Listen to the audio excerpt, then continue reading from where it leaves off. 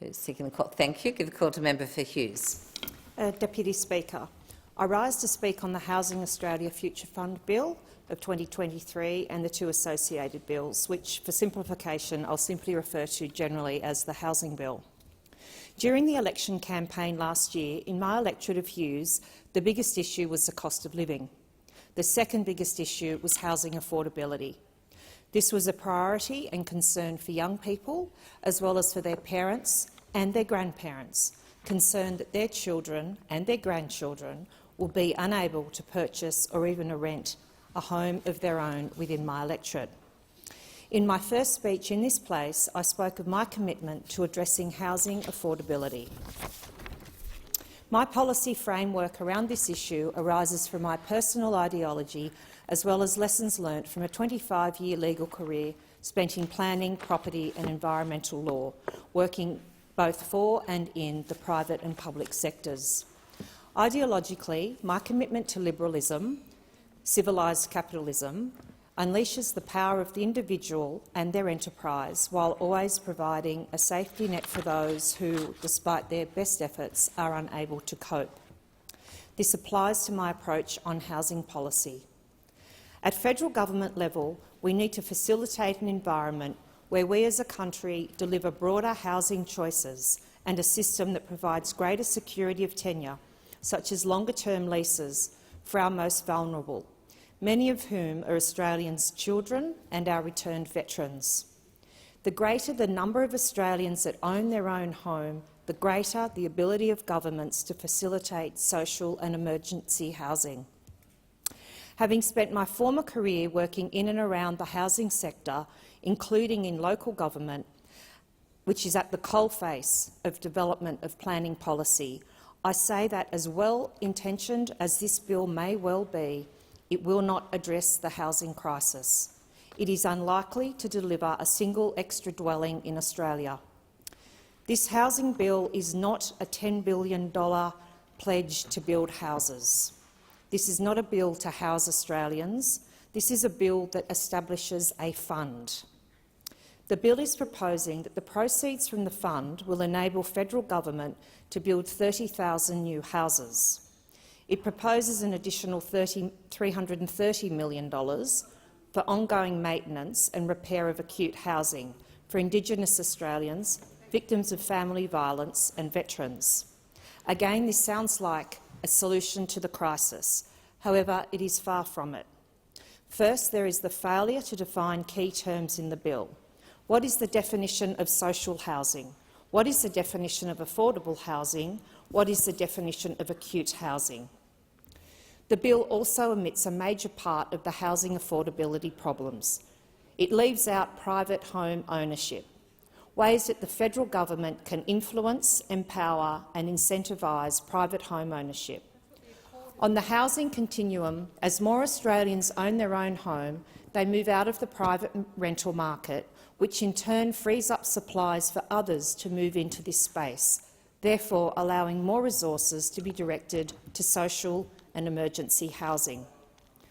Widespread ownership reduces wealth inequality, improves mental health and childhood outcomes, reduces extremism and provides stability for democratic institutions. Australia's rate of home ownership has been declining since the baby boomer generation bought their homes. At the moment, home ownership amongst Australians under the age of 40 are at levels not seen since 1947.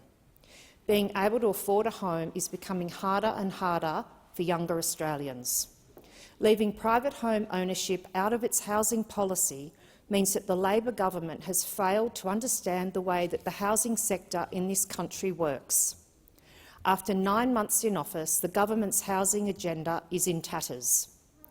On the face of it, allocating $10 billion to build houses sounds like a solution to Australia's housing crisis. The proposition, however, is that the government first borrows the $10 billion, invests that $10 billion and then uses any return on investment to assist with housing. Of course, the underlying assumption is that the interest gained will be greater than the interest paid. This is lazy and irresponsible economics. The fund provides no certainty as to future returns. It is wholly reliant on the financial performance of the fund's investments in equities and other financial products. Furthermore, increased government borrowing will only add to inflationary pressures in the economy, leading again to higher interest rates. In fact, the IMF has already warned the government that the proliferation of such funds should always be avoided. This is economic trickery and lazy policy making. It is a fictitious revenue scheme. It does not represent real spending on housing. These are the reasons that I do not support this bill. Furthermore, the government has not addressed the underlying issues around housing affordability. It is disappointing that the Labor government has been intellectually lazy and by these bills demonstrated its failure to understand the drivers behind housing in Australia. A failure to understand how the various state planning systems feed into the national system. A failure to empower local governments to deliver at a local level. After 9 months, the government's housing policy demonstrates that it is bereft of ideas, unable to even commence the process to address our housing shortage. The Labor government had the opportunity to develop sound policy based around the recent report of the parliamentary inquiry into housing affordability and supply in Australia. Headed The Australian Dream, it identified the underlying issues leading to housing affordability. They are a lack of supply of housing stock, oppressive state and local planning restrictions as well as taxes, difficulties, indeed almost the impossibility, for most first home buyers in Australia to save the deposit. The recommendations that came out were considered, clear and concise. They set forward a clear path for a good policy to be developed for housing affordability. And in that regard, I commend the speech earlier today by the Minister for Sturt in this place, who had sat on that committee. Australia has more usable land than any other continent in the world outside of the penguins of the South Pole. We have one of the least densely populated countries in the world, with some of the highest average weekly earnings and one of the highest minimum wages in the world. Housing should be easily accessible and affordable.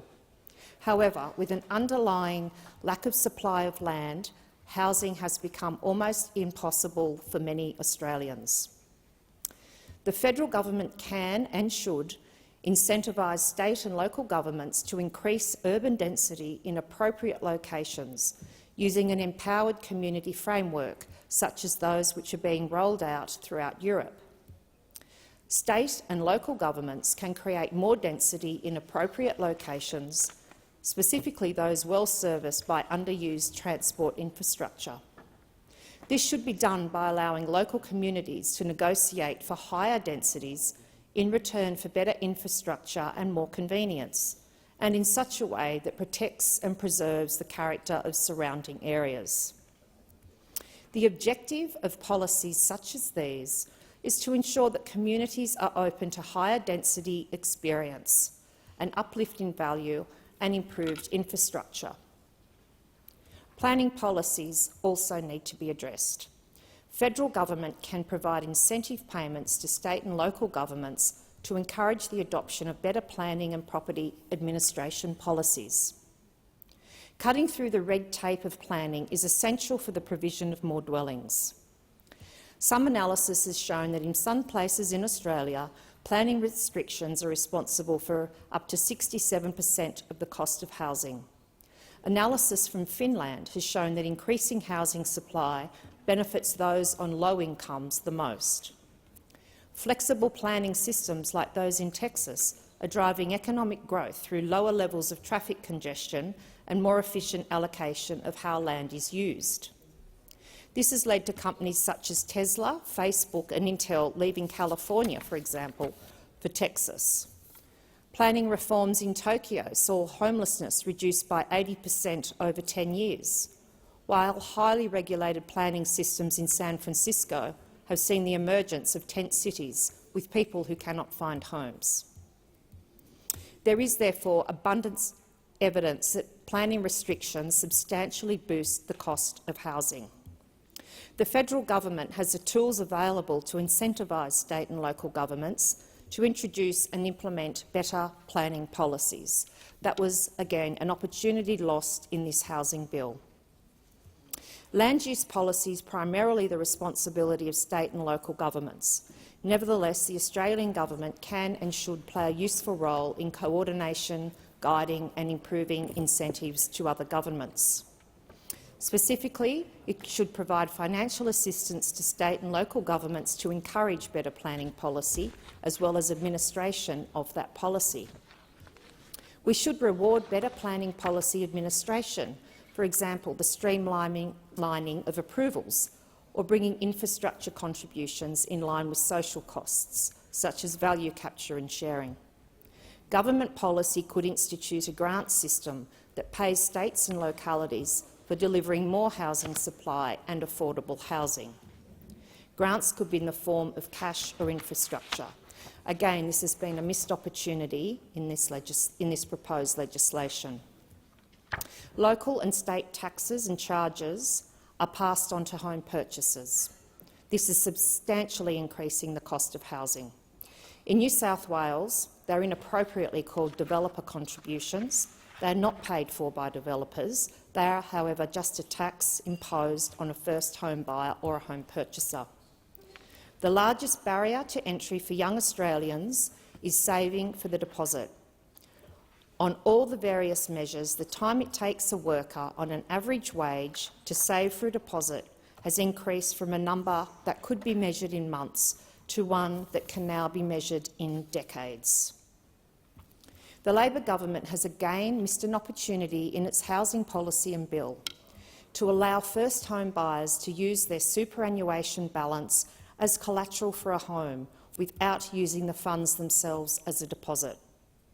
This again was one of the very sensible recommendations from the Australian Dream report that has been wilfully ignored by this government.